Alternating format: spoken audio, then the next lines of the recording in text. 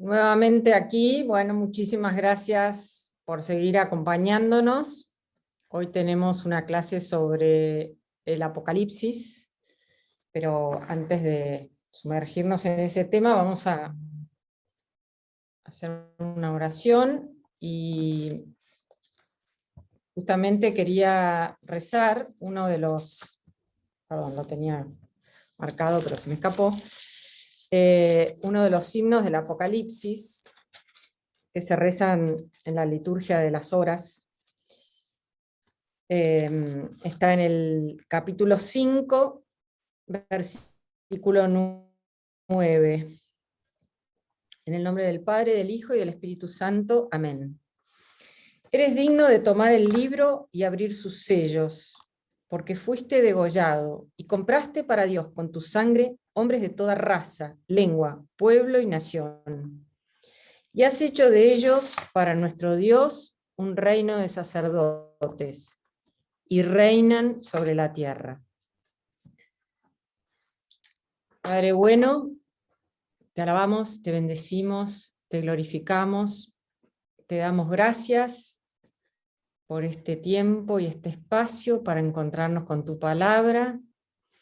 Te pedimos que nos bendigas, que abras nuestros corazones y nuestras mentes para escuchar todo lo que quieras decirnos. Te lo pedimos por tu Hijo Jesucristo, la palabra hecha carne. Gloria al Padre, gloria al Hijo, gloria al Espíritu Santo, como era en un principio, ahora y siempre, por los siglos de los siglos. Amén. Bueno, como decía aquel personaje famoso de, creo que era Polémica en el Bar, no me acuerdo si era Minguito o cuál, que decía, antes de hablar, ¿qué sería decir unas palabras? Bueno, yo también, antes de empezar con la presentación, quería decirles algunas cosas, ¿no?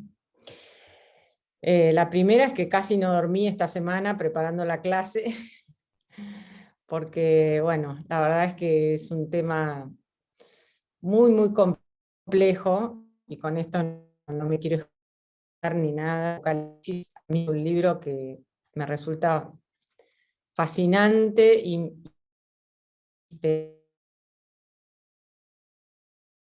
lo elevé para mi tesis, lo estudio muchísimo y lo sigo estudiando, pero no es para nada sencillo explicarlo.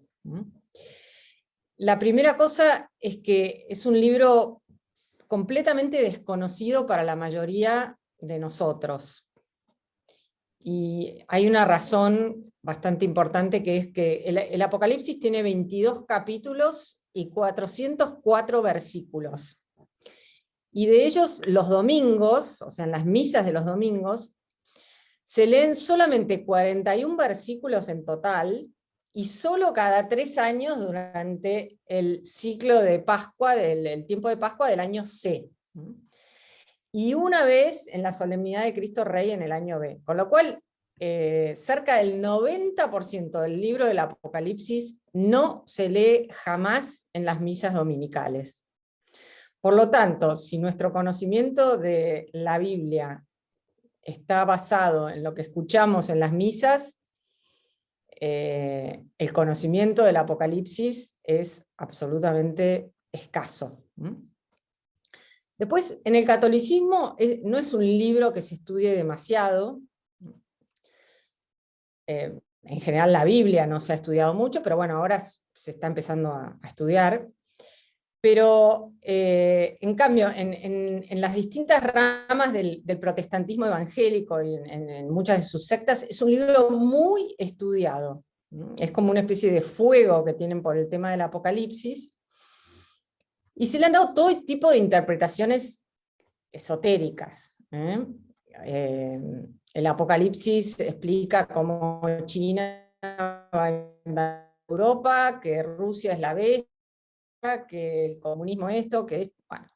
O sea, todas interpretaciones como que el Apocalipsis hablara de nosotros ahora, como que nosotros somos la generación a la cual está dirigida el Apocalipsis. Inclusive, bueno, desde la Reforma en adelante, el protestantismo identificó a la bestia con la Iglesia Católica, o sea, con Roma, la Iglesia Católica, el Papa es el anticristo, a pesar de que la palabra anticristo no aparece jamás en el Apocalipsis. La palabra anticristo está en las cartas de Juan, aparece 4 veces en el Nuevo Testamento y siempre en las cartas de San Juan, pero nunca en el Apocalipsis. Así que con esto lo que les quiero decir es que, salvo que ustedes lo hagan, es bastante probable que no tengan mucha idea de qué trata. ¿De qué trata el Apocalipsis? Miren, yo les doy como una especie de ultra resumen. El Apocalipsis es un resumen de la historia de salvación desde la resurrección hasta el fin de los tiempos. Pero, tiene muchos peros, pero visto desde el cielo. Es decir, muestra como el reverso de la trama. Es como si nosotros subiéramos al cielo y desde allí contempláramos la historia, pero del otro lado, del lado de Dios. El vidente Juan es llevado al cielo en visión, o sea, ni siquiera va físicamente, sino que tiene una visión, y entonces se despliega ante él toda una suerte de otras visiones. O sea, empieza, en el libro del Apocalipsis, o sea, esto es una clave, ¿no? O sea, son todas visiones. Esto es muy raro en la Sagrada Escritura, porque la Sagrada Escritura es mucho de escucha, el oído es casi como el órgano principal del creyente. Escucha Israel, es como este mandato fundamental del pueblo de Dios, ¿no? En cambio acá son visiones. La palabra, hay una frase que se repite más de 47 veces, que es y vi, en griego es kaiaidon, y vi, todo el tiempo el vidente está diciendo y vi, o sea, ve cosas y nos las cuenta. Ustedes imagínense lo que es contar una visión. Supónganse que ustedes nunca fueron a Córdoba. Entonces yo les empiezo a contar cómo es la Plaza San Martín de Córdoba, con la catedral, con el cabildo, con la estatua de San Martín en el medio de la plaza, con los árboles, con esto, con otro, con el... Y ustedes se lo tienen que empezar a imaginar. Pero imagínense si encima yo tampoco fui a Córdoba, sino que tuve como una especie de sueño, visión, y les empiezo a contar lo que vi en esta visión, en este sueño. Entonces, eso es una gran dificultad, porque una cosa es relatar lo que alguien me dice, a pesar de que hablamos muchas veces del teléfono descompuesto, o sea, alguien me dice algo y yo cuando lo repito, bueno, a veces no lo repito tan exactamente, pero bueno, es mucho más fácil eso que explicar una visión. Entonces, bueno, esto es una gran dificultad que tiene el Apocalipsis. Entonces, son visiones. Ahora después yo les voy a completar un poco esta idea, ¿no? Pero, entonces, en general, nosotros los hombres creemos que nosotros somos los que hacemos avanzar la historia. Pero visto esto desde el cielo, lo que nos muestra el Apocalipsis es que es Dios quien gobierna la historia. Y ese gobierno está de algún modo impulsado por la liturgia. Nosotros creemos que la liturgia, tenemos como una visión un poquito errada de lo que es la liturgia, porque tenemos como una visión cultual, de que vamos a misa, escuchamos, salimos y volvemos a nuestras casas exactamente igual que como salimos. En el Apocalipsis la liturgia es casi un grito de guerra, pasan cosas a raíz de acciones litúrgicas. Bueno, esto lo voy a tratar de explicar después un poquito más. Después, entonces, son visiones de la historia, vista desde el cielo. El cielo lo usamos como simbólicamente, ¿no? Porque, o sea, visto desde el lado de Dios, digamos así, ¿no? Y después, la otra dificultad es que el vidente, Juan, nos habla de cosas que van a suceder en el futuro,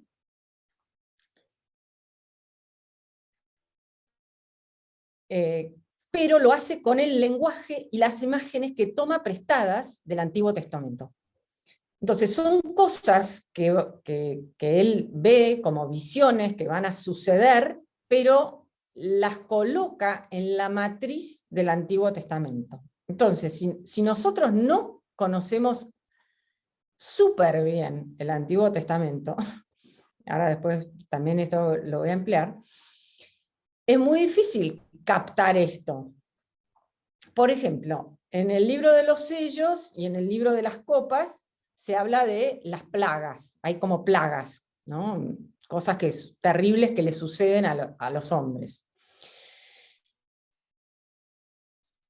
Pero estas plagas, estas imágenes de las plagas, están tomadas de distintas partes. Están tomadas de las plagas de Egipto, ¿se acuerdan de las plagas que Moisés hace caer sobre el faraón? Como están relatadas en el libro del Éxodo. Están imágenes de la caída de Jericó, que están en el libro de Josué, del ejército de langostas que está retratado en la profecía de Joel, y de la teofanía del Sinaí. Entonces, bueno, es como una linda mezcla, ¿no? Entonces, si yo no sé bien el Antiguo Testamento, me empiezo a creer que va a venir un ejército de langostas y me va a comer. El cordero degollado, pero de pie, es el protagonista. ¿Qué quiere decir que el cordero degollado pero de pie? Bueno, es Jesús, esta imagen del cordero de Dios que es tan profundamente juánica, como vimos, bueno, no sé si como vimos, pero como traté quizás de decirles en la clase pasada, Jesús es el cordero de Dios que quita el pecado del mundo, esta imagen que está inmersa en la Pascua, está como sumergida en todo lo que significa la Pascua, y también en el sacrificio diario del templo que se llamaba el Tamid, donde se sacrificaba un cordero a la mañana y uno a la tarde. Bueno, este cordero degollado, pero de pie, es el protagonista, que es bastante también raro, ¿no? Y él va a pelear por su iglesia y por sus fieles. Y va a haber como dos sistemas. Lo que va a chocar en el Apocalipsis son dos sistemas de vida representados por dos ciudades. La ciudad terrenal, para ponerle así como de la tierra, que es llamada Babilonia, y la ciudad de Dios, que es la Nueva Jerusalén. Pero ambas ciudades son mujeres. Babilonia, y con esta cualidad, ¿no? Babilonia es una prostituta y la Nueva Jerusalén es una novia. ¿Qué quiere decir? Que una va con todos y otra tiene un amor exclusivo. Y bueno, estos dos sistemas chocan completamente, y los hombres somos animados a pasarnos al bando, digamos, de los buenos, al bando de los santos. Nosotros estamos llamados a ser esa novia, que no es otra cosa que la iglesia, o sea, la iglesia que es novia y después se va a transformar, en esposa, que está llamada a ser verdaderamente esposa. Es decir, alcanzar de intimidad con Dios. Estamos llamados a realizar la alianza. ¿Se acuerdan que yo les expliqué que la la alianza se expresa a través de las imágenes de la filialidad y de la nupcialidad. Las dos imágenes están en el Apocalipsis, pero la que está como muy fuerte y predominante es la nupcialidad. Es decir, la iglesia como novia y que después se transforma en esposa. Entonces, los hombres, ¿qué quiere decir esta imagen de nupcialidad a la que estamos llamados? Estamos llamados a entrar a través de este símbolo matrimonial como el mayor grado, a tener el mayor grado de amor e intimidad posible, tanto acá en la tierra y después en la escatología. Esto se va a hacer ya como una realidad, como dice San Pablo, hasta que Dios sea todo en todos, ¿no? Entonces es un llamado constante al hombre a superarse, a entrar a través de sus buenas acciones, digamos, a entrar en este grado de amor e intimidad con Cristo, que es lo que después los padres de la Iglesia van a llamar la divinización del hombre. Entonces, lo que se llama la divinización del hombre, lo que los padres de la Iglesia llamaban la theopoiesis, el hacerse Dios, el Apocalipsis lo va a expresar a través del símbolo matrimonial, por el cual el hombre llega al mismo nivel que Dios. Esto se va a dar plenamente en la escatología, pero ya hay acá como un anticipo. Bueno, este es mi pequeño como resumen de lo que es el Apocalipsis. Ahora les quiero hacer como una presentación un poco más formal, pero sepan que no es que ustedes van a entender el Apocalipsis con esta presentación, porque realmente es como imposible que en 45 minutos, lo que tenemos 1 hora y media, pero bueno, yo les voy a dar como pinceladas y como instrumentos para que ustedes de alguna forma entren en intimidad con el Apocalipsis, pero se requiere mucho estudio, mucha concentración, así que bueno, espero que estén concentrados. Bueno, vamos, allá vamos.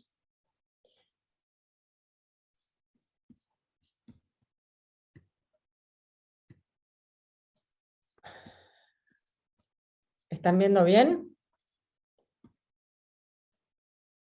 Sí, Luisa, se ve bien. Bueno.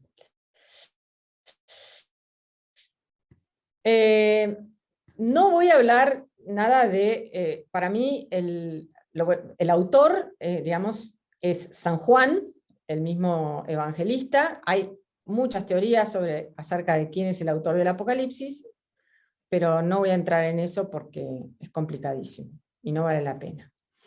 Así que es San Juan, ahí vemos tu el escritorio, mismo Luisa. evangelista, hay media biblioteca. Ah, perdón.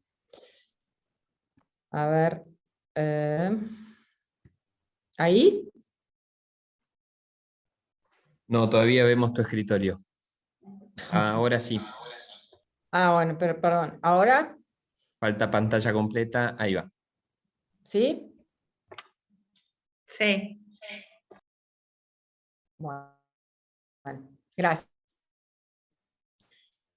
Bueno, ¿qué significa la palabra? Bueno, entonces, el Apocalipsis, escrito por San Juan,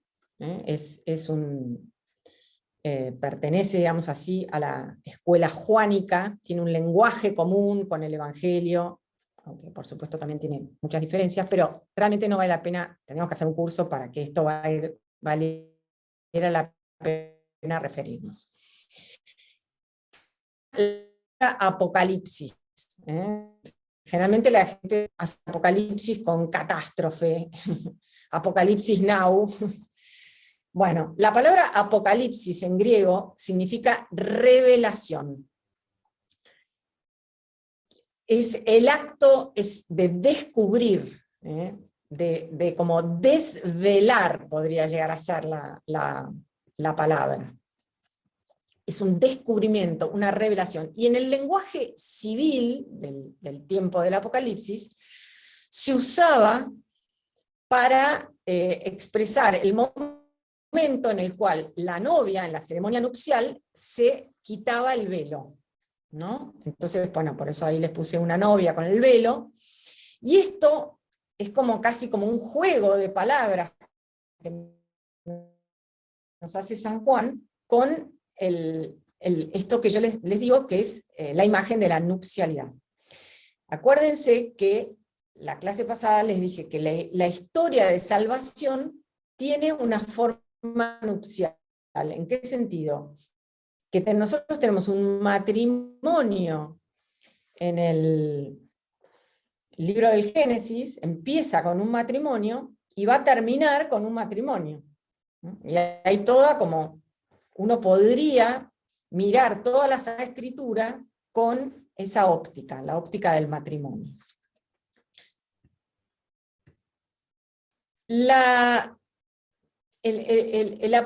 Apocalipsis es como una mezcla de profecía, de carta y de visiones, de visión. ¿Por qué digo que es una profecía?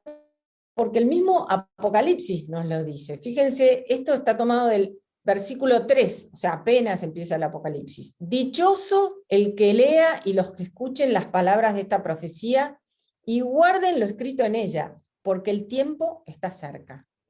Entonces, el mismo autor lo califica de profecía. Entonces, una profecía no es a ver qué es lo que va a suceder en el futuro, no es como que yo estoy tirando las cartas a ver qué es lo que va a suceder en el futuro, sino que es como que me ancla profundamente en el presente, es como que me explica más que el futuro el presente. Y de este presente algo va a pasar hacia el futuro.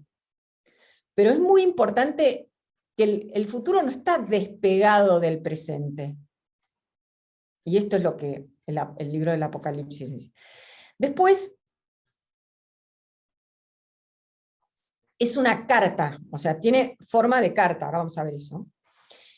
Entonces, y es un libro que está destinado a ser leído en la liturgia, porque fíjense lo que dice, dichoso el que lea, tenemos como en la liturgia de la palabra, hay alguien que lee y otros que escuchan. Entonces, dichoso el que lee y los que escuchen las palabras de esta profecía y guarden, la palabra guardar es muy importante en el Apocalipsis, lo escrito en ella, o sea, que hagan lo que dice, porque el tiempo está cerca. Ven que el tiempo, el Apocalipsis nos habla de que esto va a suceder pronto. No está hablando de que en el 2021 China va a invadir Europa. No, está hablando a los cristianos, o sea, nosotros nos tenemos lo que tenemos que entender es que este libro estaba dirigido a un público que evidentemente es judeo-cristiano, porque si no, de ninguna manera podrían haber entendido el libro del Apocalipsis, porque para entenderlo tienen que conocer el Antiguo Testamento, pero al mismo tiempo, y que les habla de eventos que para ellos son comprensibles. No le está hablando de algo que va a pasar ni 200, ni 400, ni 500, ni 1000, ni 2000 años después. Ahora, va a suceder pronto. Y después le dice, escribe en un libro, le dice el ángel al vidente Juan, escribe en un libro lo que vas a ver. O sea, lo que vas a tener son visiones. Por eso les digo, escribir como si fuera una carta y visiones. Y lo tenés que mandar a las 7 iglesias. Ahora vamos a ver esto. Pero me quiero detener un segundito en esto. Ustedes después vayan al Catecismo de la Iglesia Católica, números 115 al 119. para entender el Apocalipsis es muy importante entender los sentidos de la escritura, ¿no? El principal, lo que se llama, la escritura tiene como dos sentidos. Esto es algo tradicional, de forma de cómo se lee la escritura. El primer sentido es el sentido literal, y el segundo sentido es el sentido espiritual, que se divide en tres. ¿Qué quiere decir el sentido literal? El sentido literal es el significado, es lo que significan las palabras de la escritura, según lo que el autor quiso decir, y es el sentido que tiene fundamento a los demás, que da fundamento a los demás. Literal no quiere decir literalista. ¿Qué quiero decir con esto? Por ejemplo, cuando Jesús dice, yo soy la vid y ustedes los sarmientos, ¿tenemos que interpretar que Jesús es una vid y nosotros somos las ramas, los sarmientos? No. O sea, es una imagen, es una metáfora que nos quiere decir que Él es como la rama principal, y nosotros nos nutrimos de su savia, y estamos conectados con Él. Y en la medida que estamos conectados, eso nos hace crecer. Bueno, entonces ese es el sentido literal, no literalista, de la metáfora de la vid y los sarmientos. Bueno, esto es muy importante para entender el Apocalipsis, captar esto. ¿Qué quiso decir el autor? Cuando yo veo el ejército de langostas, ¿son realmente langostas que me vienen a comer? ¿O qué es lo que está queriendo decir? ¿Entienden? Después el sentido espiritual se divide en tres: alegórico, anagógico y moral. Alegórico es el que nos permite como adquirir una comprensión más profunda, reconociendo que el significado de la escritura es como una suerte de prefiguración o profecía de Cristo. Entonces, por ejemplo, el paso del Mar Rojo es visto como una prefiguración del bautismo, que va a ser instaurado por Cristo. Bueno, y así sucesivamente. Pero esto no es arbitrario, está basado, no es que alguien inventó, el Mar Rojo es el bautismo, sino que a través de leer la escritura como una unidad, yo voy captando que estas son prefiguraciones. Anagógico es como la aplicación, lo que va a suceder en la escatología. Y moral, bueno, es la aplicación de los acontecimientos narrados en la escritura, me comunican cómo tengo que conducirme, cómo tengo que realizar un obrar justo y de acuerdo con lo que nos pide la escritura. O sea que es como que nosotros descubrimos los distintos sentidos, pero también los tenemos que vivir. El típico ejemplo que se usa para los tres sentidos es la figura del templo. El templo, en la escritura, el templo literalmente es el templo de Jerusalén. Alegóricamente es Cristo. Nosotros lo tenemos en el capítulo 2 de Juan, que destruyan este templo y en 3 días lo volveré a construir, y el evangelista nos dice, pero él se refería al templo de su cuerpo. El cuerpo de Cristo es el templo. Desde el punto de vista moral, nosotros somos templos del Espíritu Santo. Y el sentido anagógico, o sea, dirigido hacia la escatología, lo que orienta nuestra esperanza, podríamos decir así, es que el templo es la nueva Jerusalén. Bueno, esto lo tenemos que tener muy claro para entender el Apocalipsis. Les presento como una estructura súper simple, simplificada, podría decir así, en cómo podemos estructurar el Apocalipsis. Hay un prólogo, después hay una visión inaugural, y después tenemos toda una serie de 7 cartas, 7 sellos, 7 trompetas, 7 señales, 7 copas. Después tenemos las bodas del Cordero, y después tenemos un epílogo. Esto es como lo simplifico al máximo, para que se entienda cómo lo podemos como captar como una estructura. Hay 700 tomos de bibliotecas explicando la estructura del Apocalipsis. Esto es lo más sencillo que hay. Yo después les voy a mandar una que habla justamente lo divide en septenarios, y es bastante buena y bastante fácil de captar. Y un poquito más compleja que esta que les presento acá. Esto tenemos septenarios. 7 cartas,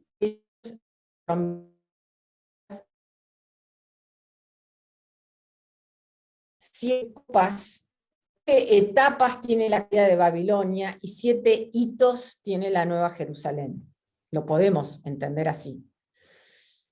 Algunas están marcadas, primer sello, segundo sello, tercer sello.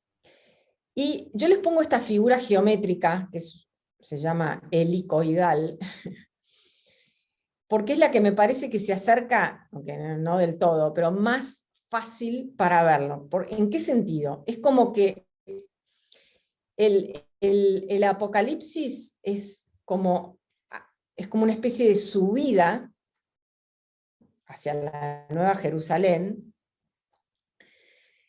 donde yo voy ascendiendo por estos septenarios. Cuando llego al último septenario de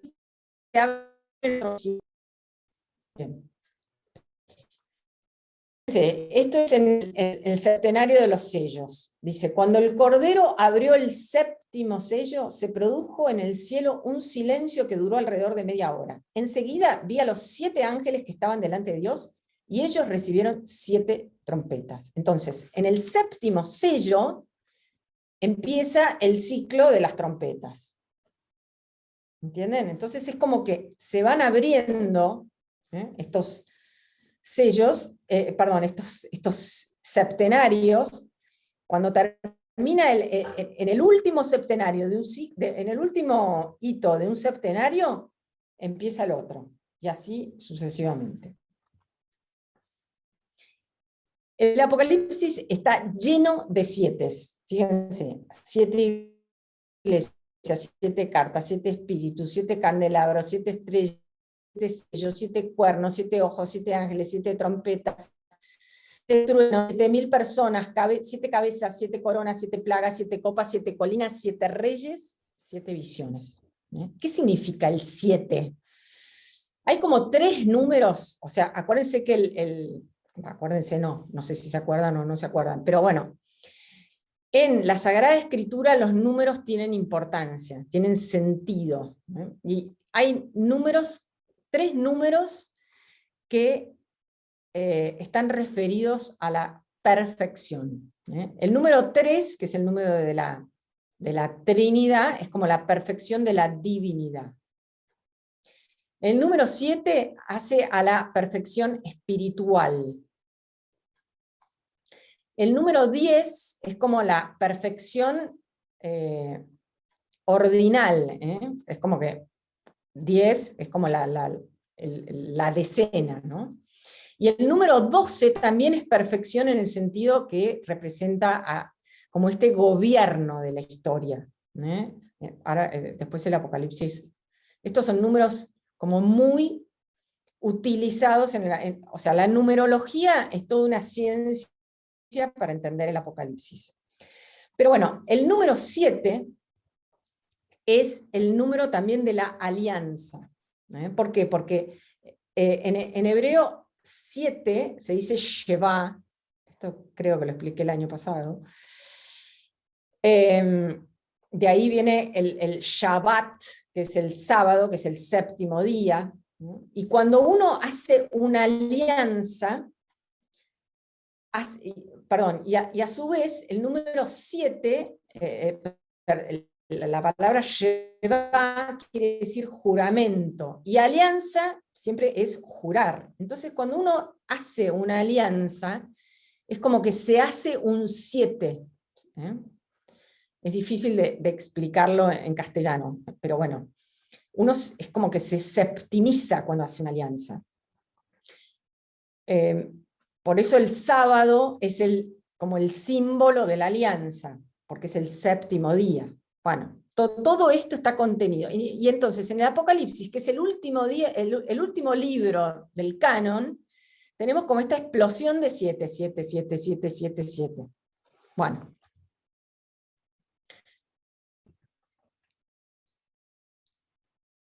Nosotros, seguramente ustedes alguna vez escucharon hablar de que el Apocalipsis es un libro que consuela en la persecución. Yo me permito disentir. Obviamente, a través de cosas que he leído y todo. Pero bueno, les quiero... evidentemente hay como un clima de persecución, pero más que consuelo es... La palabra que yo usaría es pongan garra, para hablarlo así como en porteño. Palabras que se usan muchísimo y que explican esta lucha que tiene que tener el cristiano. Una es la paciencia, pero la paciencia no es, ustedes saben que la paciencia es una virtud derivada de la fortaleza. Entonces, a lo que llama el Apocalipsis es a ser fuertes. Yo no voy a leer todas las cosas que puse acá, ¿no? Pero la paciencia es algo muy importante. Se requiere de la paciencia de los santos, ¿no? Para poder perseverar. A todo esto, les quiero aclarar que estoy usando la traducción de la Biblia de Jerusalén, no la del libro del pueblo de Dios, que la volví a leer esta semana y me parece espantosa. Yo tengo una especie de trauma con las traducciones, pero bueno, por ejemplo, paciencia lo traduce como perseverancia, y la palabra es paciencia, hypomoné en griego. Ser pacientes, que también implica perseverar, pero sobre todo es la paciencia, soportar. Otra palabra súper importante es guardar.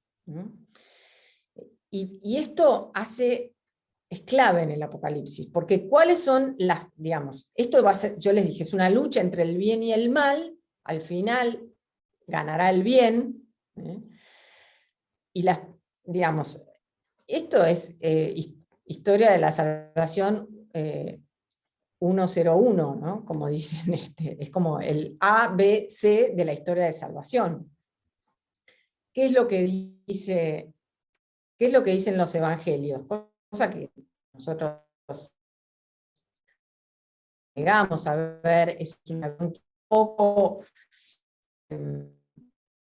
aceptada en nuestro tiempo, pero bueno, yo se las tengo que decir, porque se las tengo que decir, no, se las dice el Apocalipsis.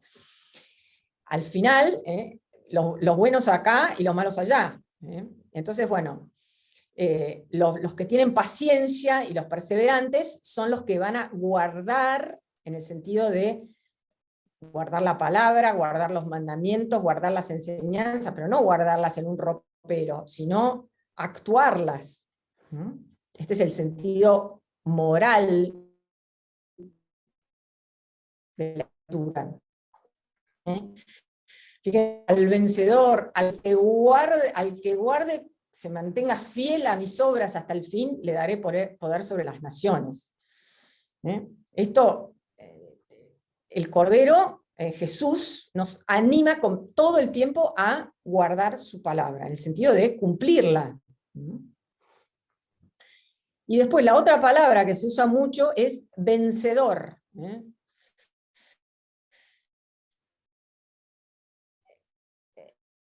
El verbo nikao, nikonti es el participio, el vencedor, el que vence. De ahí viene la famosa marca de zapatillas Nike. Nike es victoria, en griego. Bueno, el vencedor, o sea, hay que vencer, hay que luchar, la paciencia no es para estar pasivo, sino que tengo que luchar, tengo que salir de mí para hay una batalla que tengo que ganar. Eso es lo que significa, a lo que nos está llamando el Apocalipsis. Bueno, más sobre Ben Smith. Ahora, con esto después hago una pequeña interrupción. Yo les decía que el Apocalipsis está todas las imágenes del Apocalipsis están sobre la matriz del Antiguo Testamento, de imágenes del Antiguo Testamento. Esta cita la saqué de un libro que es el uso por parte del Nuevo Testamento del Antiguo Testamento. Cada versículo del Nuevo Testamento, estos autores lo analizan y dicen a qué corresponde, qué imágenes se usan del Antiguo Testamento. Respecto del Apocalipsis, nos dice así: por lo general se reconoce que el Apocalipsis contiene más referencias al Antiguo Testamento que cualquier otro libro del Nuevo Testamento, aunque los intentos de contabilizar esta cantidad han variado. VS es una traducción, es el texto griego del Nuevo Testamento, que lo edita una entidad que se llama Sociedades Bíblicas Unidas. En una edición, ahora ya va por la quinta, pero en esta edición, en la tercera edición, contabilizaba 394 citas. El Nestlé Aland, que es otro texto griego, es como la máxima autoridad respecto del texto griego del Nuevo Testamento, en su edición 26, ya va por la 28, decía que tenía 635. Sweat, que es un comentario antiguo, 278. Bueno, Van der Waal, que es un comentario de 1971, dice que aproximadamente 1000. O sea, evidentemente no se ponen de acuerdo los muchachos, pero hay muchísimas, yo diría, no sé, 500, 600 referencias al Antiguo Testamento, que pueden ser más o menos literales. Ninguna cita es directa, o sea, no existe ninguna cita que diga esto ocurrió para que se cumpliera lo que dijo el profeta Isaías: la Virgen concebirá y dará a luz un hijo y le pondrás por nombre Emmanuel, como vimos, por ejemplo, en el Evangelio de Mateo. Nunca jamás el Apocalipsis va a darles una cita textual. Nunca va a decir, esto como dijo el profeta Ezequiel, no. Entonces hay referencias más o menos literales, referencias un poco modificadas, hay como leves, como ecos de la escritura, reminiscencias, alusiones, hay todo tipo de gama, pero es como que si no entiendo, si no conozco, no me doy cuenta. ¿Y cómo hago para darme cuenta si yo no conozco tanto el Antiguo Testamento? Bueno, tengo que recurrir a una Biblia de estudio, por ejemplo, la Biblia de Jerusalén, que en los bordes, en los costaditos, tiene unos numeritos con los nombres de distintos libros de la Biblia, que son lo que se llaman las concordancias. Entonces, esas concordancias me dirigen, yo veo al lado de dice, por ejemplo, Isaías 42, bueno, entonces voy a Isaías 42, dice Isaías 42, 1, pero no basta con que yo lea Isaías 42, 1, porque para entender tengo que tener el contexto, entonces tengo que leer por lo menos 5 o 6 versículos antes y 5 o 6 después, para captar lo que me quiere decir. Bueno, hago una interrupción.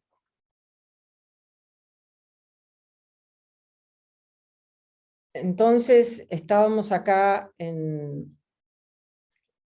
el tema este de las citas del Antiguo Testamento, y les quiero mostrar cómo,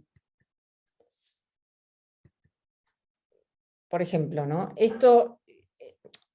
Una cosa que hace Juan todo el tiempo es que toma estas citas, pero él o sea, toma estas imágenes, pero las reelabora, las cambia, y como que les da como otro sentido.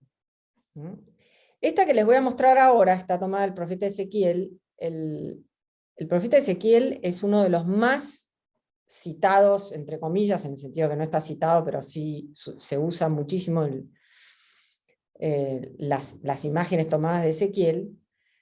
Esta es una imagen casi literal, pero al final tiene como una especie de cambio. Fíjense cómo es. En el profeta Ezequiel aparece, el profeta recibe, dice, yo miré y vi una mano que estaba tendida hacia mí y tenía dentro un libro enrollado. Lo desenrolló ante mi vista, estaba escrito por el anverso y por el reverso, había escrito lamentaciones, gemidos y ayes, y me dijo, hijo de hombre, come lo que se te ofrece, come este rollo, y ve luego a hablar a la casa de Israel. Es decir, lo que le está diciendo es, profetiza, ¿no?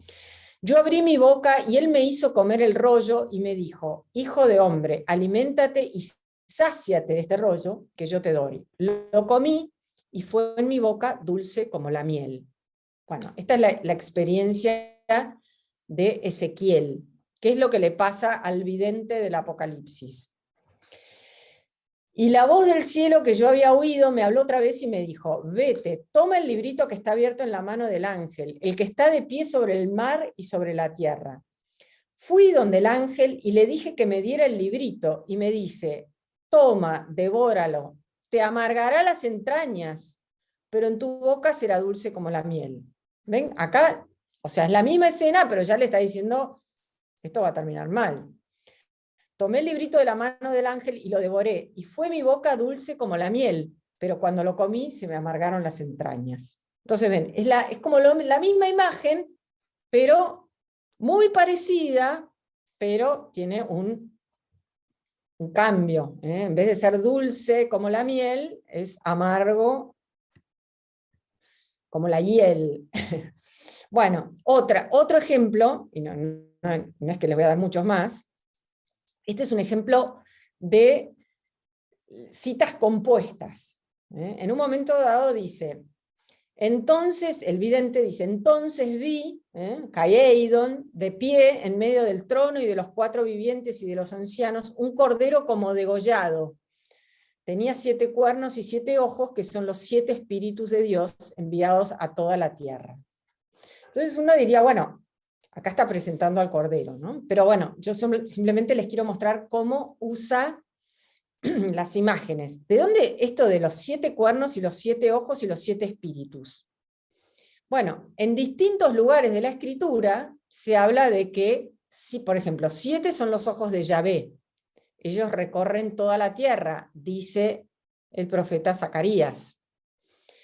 Y después, esto de los 7 espíritus, fíjense que en el libro de Isaías, en el capítulo, nosotros hablamos de los 7 dones del Espíritu Santo. ¿De dónde los sacamos? Los sacamos del libro de Isaías, del capítulo 11, donde habla de que hay un espíritu de sabiduría, inteligencia, consejo, fortaleza, espíritu de ciencia y temor de Dios. Es decir, de ahí sacamos que hay 7 dones. Y el vidente, digamos, el autor del Apocalipsis está usando eso para hablar de los 7 espíritus de Dios. ¿Ven? Entonces, si yo no conozco el Antiguo Testamento, entonces me resulta muy difícil entender de qué me está hablando.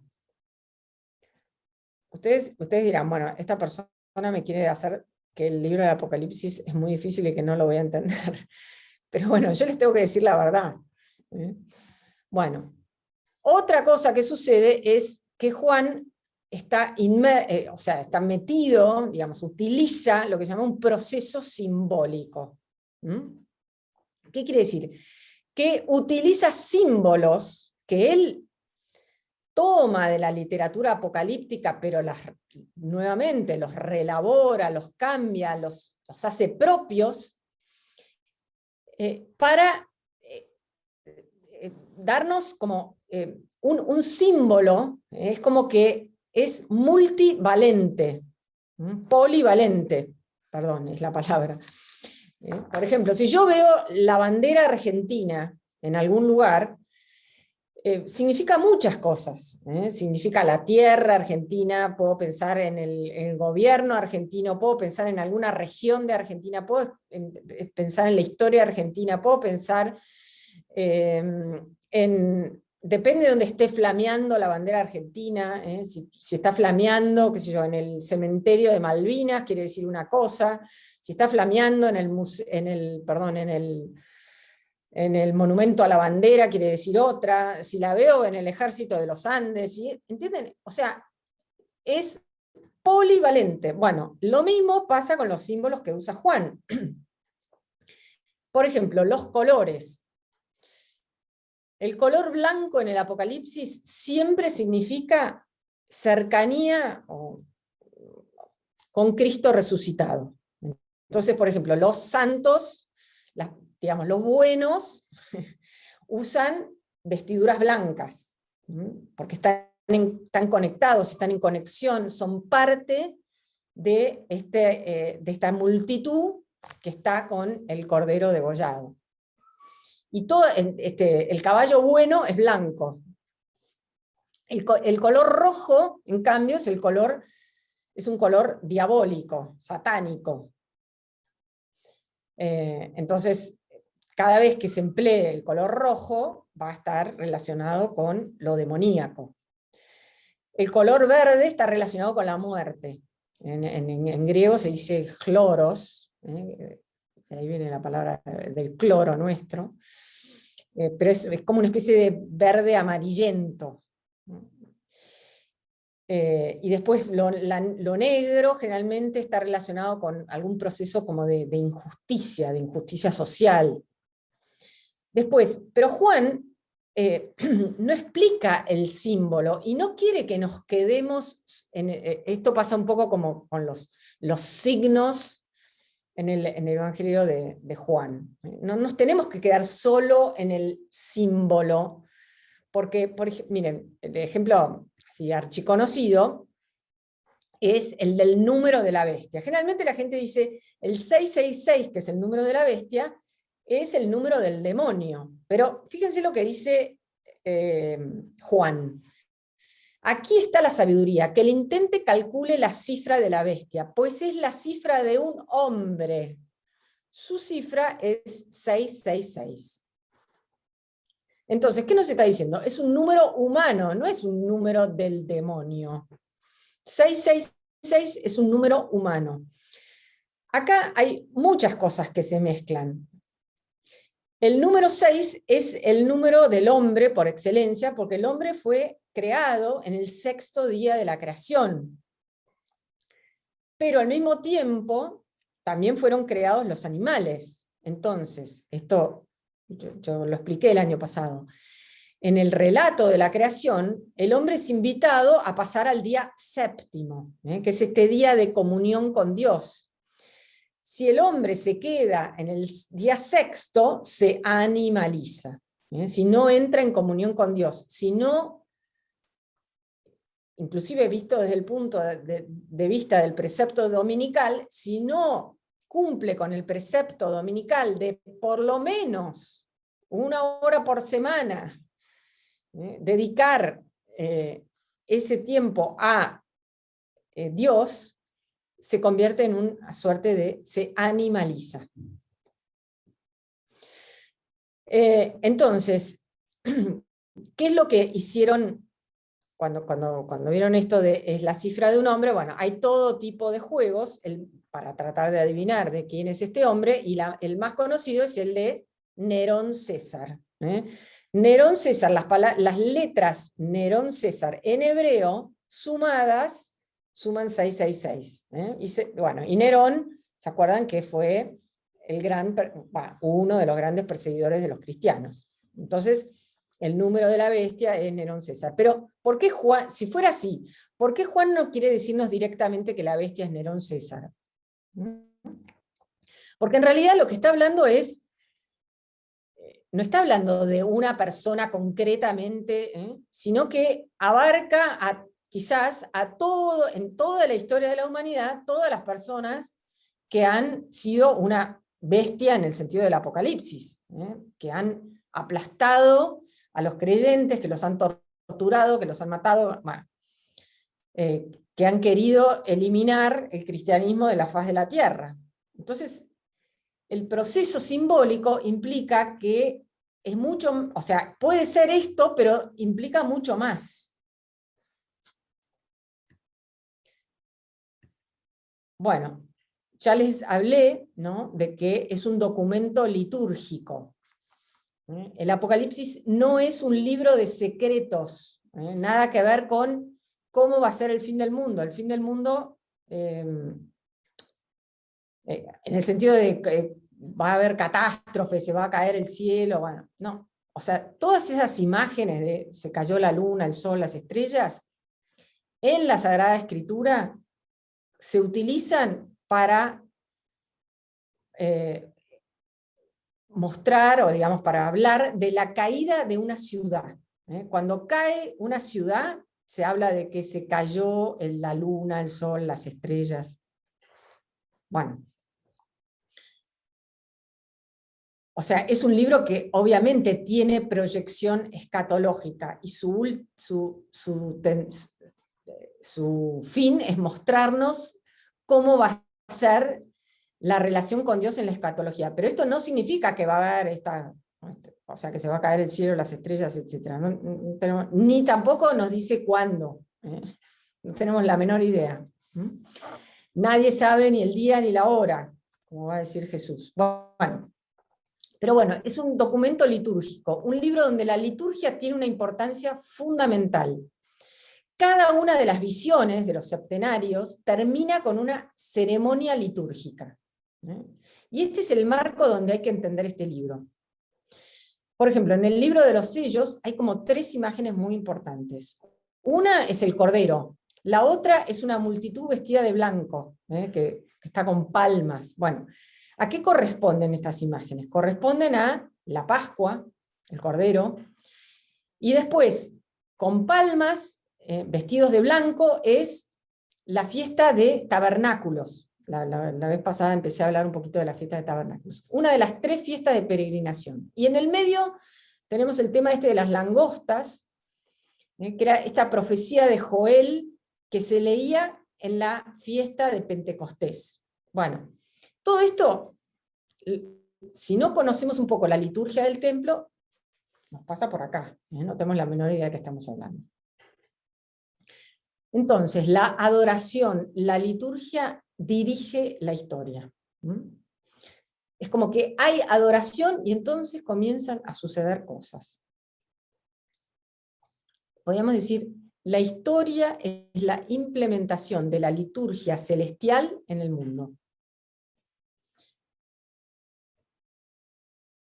Y la liturgia nos habla, nos deja ver, ¿no?, que el que dirige la historia es Dios. ¿Cómo está ejemplificado esto? Con el tema del trono. El trono en el Apocalipsis está mencionado 47 veces. El siguiente libro donde se habla del trono en el Nuevo Testamento es el Evangelio de Mateo, donde se lo utiliza 5 veces. El Apocalipsis trata, digamos así, o sea, se refiere al reinado de Jesucristo, Rey de Reyes, Señor de Señores, como va a decir en el capítulo 17. Estos harán la guerra al Cordero, pero el Cordero, como es Señor de Señores y Rey de Reyes, los vencerá en unión con los suyos, los llamados y elegidos y fieles.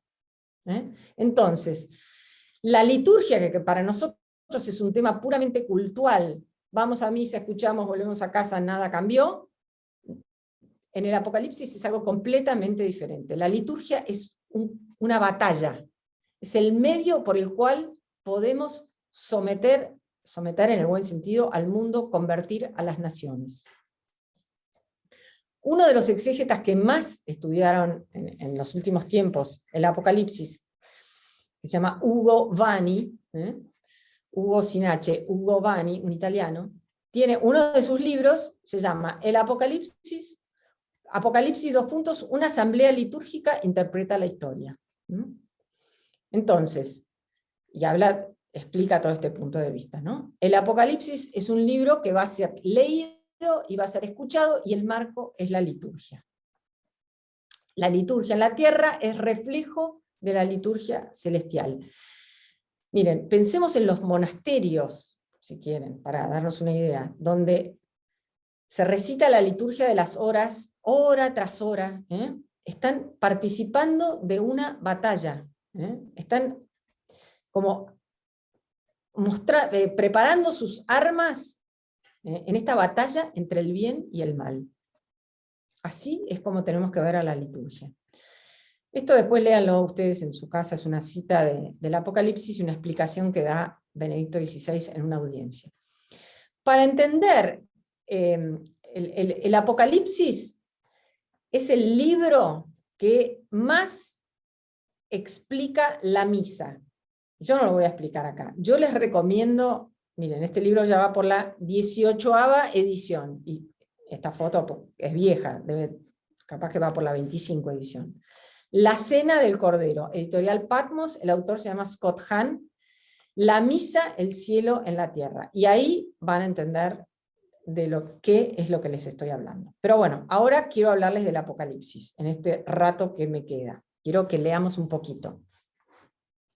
Así empieza el Apocalipsis. Revelación de Jesucristo que le fue confiada por Dios para enseñar a sus servidores. O sea, cuando dice revelación, acá, en griego dice Apocalipsis. Revelación de Jesucristo que le fue confiada por Dios para enseñar a sus servidores lo que tiene que suceder pronto, no 5.000 años después, ya. Él envió a su ángel para transmitírsela a su servidor Juan. Hay toda una cadena. A Jesucristo se la dio, o sea, Dios le confía esta revelación a Jesucristo, que envía a un ángel para transmitírsela a su servidor Juan. ¿Ven? Hay como toda una especie de cadena. Este atestigua que todo lo que vio es palabra de Dios y testimonio de Jesucristo. Feliz el que lea y felices los que escuchen las palabras de esta profecía y tengan en cuenta lo que está escrito en ella, porque el tiempo está cerca. Bueno, entonces dice así: yo Juan, me estoy salteando cosas, yo Juan, hermano de ustedes con quienes comparto las tribulaciones, el reino y la espera perseverante de Jesús, estaba exiliado en la isla de Patmos a causa de la palabra de Dios y del testimonio de Jesús. El día del Señor fui arrebatado por el Espíritu, y oí detrás de mí una voz fuerte como una trompeta que decía: escribe en un libro lo que ahora vas a ver y mándalo a las 7 iglesias, a Éfeso, a Esmirna, a Pérgamo, a Tiatira, a Sardes, a Filadelfia y a Laodicea. Este es el mapa de las 7 iglesias del Apocalipsis. Entonces, yo les dije al principio que el Apocalipsis es una carta que está dirigida, hay como una carta individual a las 7 iglesias, y a su vez todo el Apocalipsis es como una carta dirigida a estas iglesias, que a su vez que tienen una circunstancia histórica concreta, pero que a su vez representan a toda la iglesia. Me volví para ver quién era la voz que me hablaba, y al volverme vi 7 lámparas de oro, y en medio de las lámparas una figura humana, vestida de larga túnica, el pecho ceñido de un cinturón de oro, cabeza y cabello blancos como la lana blanca o como nieve, los ojos como llamas de fuego, los pies como bronce bruñido y acrisolado, la voz como el estruendo de aguas torrenciales. En la diestra sujetaba 7 estrellas, de su boca salía una espada afilada de doble filo, su aspecto como el sol brillando con toda su fuerza. Nada más verlo caí sobre sus pies como muertos, pero él, poniéndome encima su diestra, me dijo: no temas, yo soy el primero y el último, el que vive. Estuvo muerto y ahora ves que estoy vivo por los siglos de los siglos, y tengo las llaves de la muerte y el abismo, y el Hades. Escribe lo que viste, lo de ahora y lo que sucederá después. Este es el símbolo de las 7 estrellas que viste en mi diestra y de las 7 lámparas. Las 7 estrellas son los ángeles de las 7 iglesias, las 7 lámparas son las 7 iglesias. Bueno, entonces el vidente que tiene esta visión de Cristo resucitado, que tiene esta espada de doble filo, bueno, todas estas características, es impulsado a escribir estas 7 cartas. Solamente voy a leer acá la carta a la Odisea. que es la última. Le voy a explicar esto. Cada una de las cartas tiene una relación con la iglesia histórica, con lo que estaba pasando, digamos, o con la historia de esa iglesia. Una cosa que quizás nos llena de... es como una especie de advertencia y también nos llena de tristeza, es que en ninguno de estos lugares hoy en día el cristianismo está permitido. O sea, si uno va a visitar el lugar de estas iglesias, que está todo dominado por el Islam, hay muy poquísimos sacerdotes, y las misas se celebran adentro de casas, no puede haber como iglesias públicas, es decir, el cristianismo ha como desaparecido de la faz de la tierra en estos lugares. Bueno, entonces dice, al ángel de la iglesia de Laodicea escribe, así habla el Amén, el testigo fiel y veraz, el principio de la creación de Dios. Conozco tu conducta, no eres ni frío ni caliente. Ojalá fuera frío o caliente. Ahora bien, puesto que eres tibio y no frío ni caliente, voy a vomitarte de mi boca. Tú dices, soy rico, me he enriquecido, nada me falta. Y no te das cuenta de que eres un desgraciado, digno de compasión, pobre, ciego y desnudo. Te aconsejo que me compres oro acrisolado al fuego para que te enriquezcas, vestidos blancos para que te cubras, y no quede al descubierto la vergüenza de tu desnudez, y un colirio para que te des en los ojos y recobras la vista. Yo a los que amo los reprendo y corrijo. Sé pues ferviente y arrepiéntete. ¿Ven? Es un mensaje terriblemente duro. Jesús critica a la iglesia de la Odisea, le dice que es tibia, pobre, ciega y desnuda. A ver, vamos a explicar esto desde la historia. Tibia. En la ciudad de la Odisea, los habitantes de la Odisea, hacia el norte podían ver manantiales de agua caliente de su ciudad rival, que se llamaba Hierápolis, que se había convertido como en un popular centro turístico, donde la gente iba a darse baños termales, ¿no? Y del otro lado veían picos nevados que llevaban agua fresca de la montaña a las ciudades del sur. En cambio, la ciudad de la Odisea no tenía buena fuente de agua, tenían que traer agua de un manantial que estaba a muchos kilómetros de distancia. Y el agua era como que estaba llena de minerales, ¿vieron? Cuando tiene mucho sarro el agua y tapa las cañerías, bueno. Entonces Jesús les dice a la gente de la Odisea que su condición espiritual es igual a su suministro de agua. No es lo suficientemente caliente para un baño curativo, y no es lo suficientemente frío para una bebida refrescante. Entonces, ese es su estado espiritual, como ni sí, ni no, ni blanco, ni negro. Bueno, pobre, le dice que son pobres. La ciudad de la Odisea era extremadamente rica, porque tenía muy desarrollada la industria textil y también de remedios, medicinas. Cuentan los que saben que cuando hubo un gran terremoto que dañó gran parte de la ciudad en el año 60, el Imperio Romano le ofreció fondos para reconstruir la Odisea. Y los laodicenses dijeron, gracias, pero no gracias. Lo vamos a pagar nosotros mismos. No necesitamos que el Imperio Romano nos ayude. Eran tan ricos que no necesitaban aceptar la ayuda del gobierno. Igual que ahora, ¿no? Bueno. Pero Jesús le dice, ustedes, los cristianos de la Odisea, creen que son ricos, pero son espiritualmente pobres y necesitados. Y después le dice que están desnudos. Yo les dije que una de las razones por las cuales la Odisea era rica era por su industria textil. Que ellos hilaban una lana negra de unas ovejas que criaban y que tenía mucha demanda.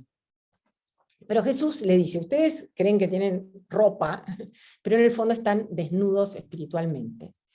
Y por último, ciegos. Ellos habían desarrollado una especie de colirio, que era muy, muy codiciado, una especie de ungüento para los ojos, que tenía se decía, no sé, que tenía poderes curativos, y la gente se vendía por todos lados. Bueno, entonces él les dice, pero ustedes creen que están bien, pero en realidad están ciegos.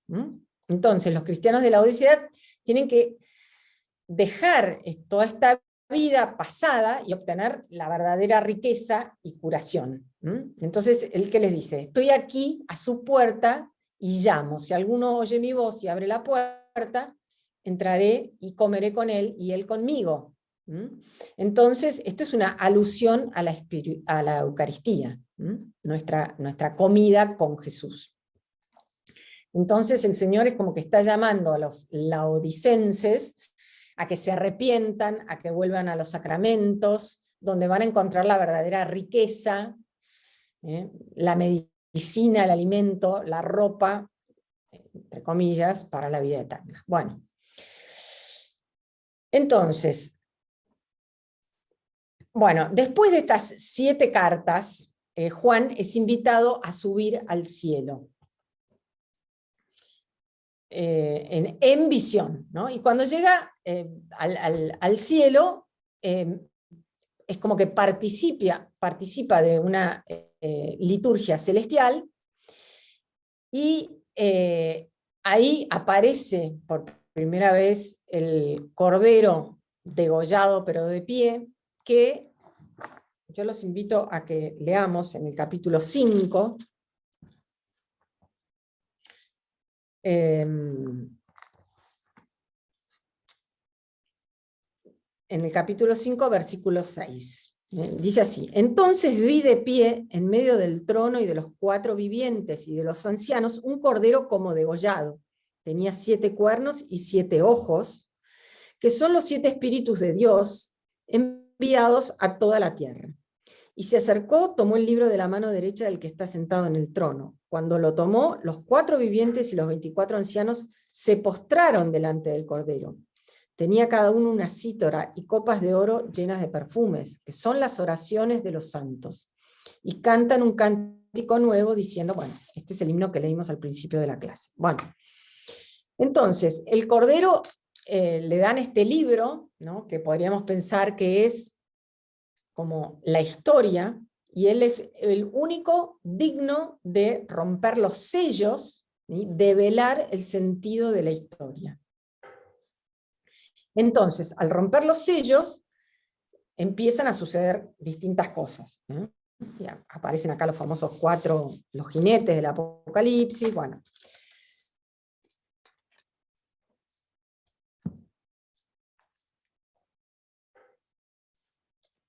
Entonces, después suceden cosas, después viene el ciclo de las trompetas, y yo tengo que ir así porque evidentemente no les puedo leer todo el libro, ¿no? En el capítulo 11, al vidente le dice así: me fue dada una caña de medir parecida a una vara, diciéndome, levántate y mide el santuario de Dios y el altar y a los que adoran en él. Entonces, él es invitado a medir el templo, no sabemos de qué templo está hablando, hasta que dice lo siguiente.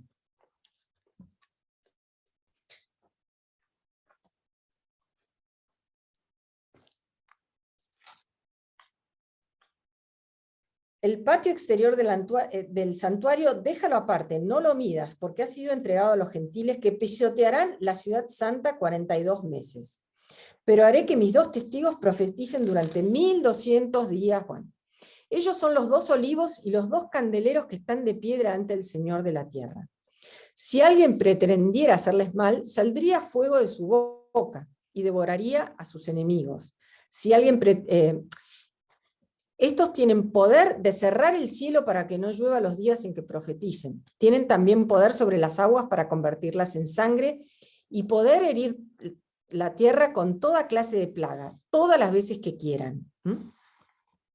Pero cuando hayan terminado de dar testimonio, la bestia que surja del abismo les hará la guerra, los vencerá y los matará, y sus cadáveres quedarán en la plaza de la gran ciudad, que simbólicamente se llama Sodoma o Egipto, allí donde también su Señor fue crucificado. Es decir, ¿a qué ciudad se está refiriendo?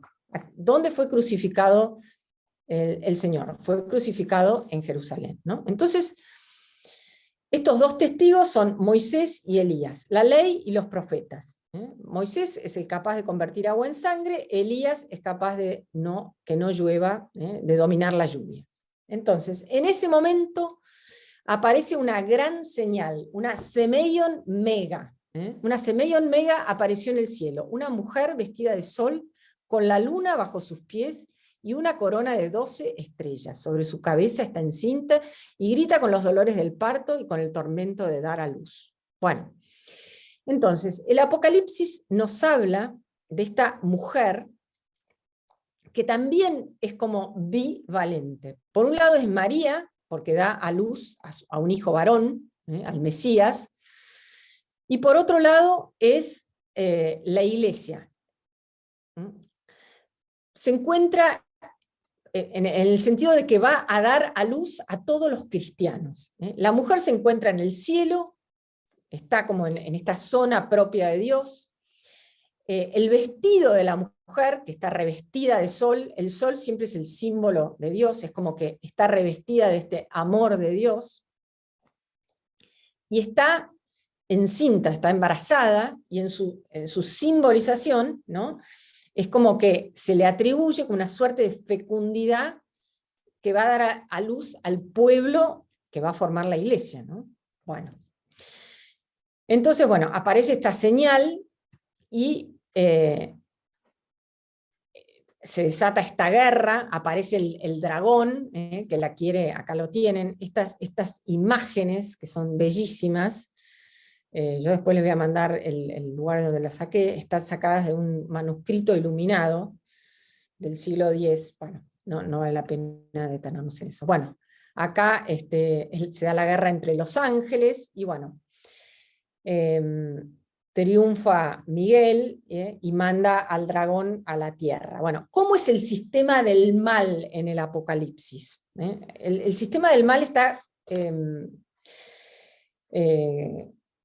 dado por 4 cosas. Por un lado es el dragón, que es Satanás.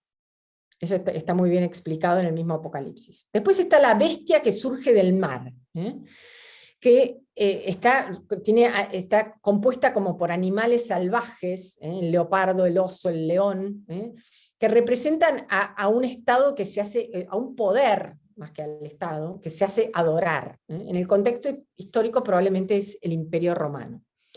Después está la bestia que viene de la tierra, que es como una suerte de ministerio de la propaganda, que anima a todos a que adoren a la bestia. Y que en el contexto histórico podría ser la élite de Jerusalén. Y después está Babilonia, que es una mujer cuya fuerza viene de la bestia, está apoyada en la bestia. Y en el contexto histórico, esta es mi opinión, es Jerusalén. Bueno, por eso va a ser reemplazada por una nueva Jerusalén. Después ustedes lean esto de la bestia de la tierra. Bueno, ven acá tienen a la mujer que está sentada sobre la bestia. La bestia si es Roma, la mujer está como apoyada en ella, llamada Babilonia, es esta prostituta, y es esta figura simbólica sumamente compleja.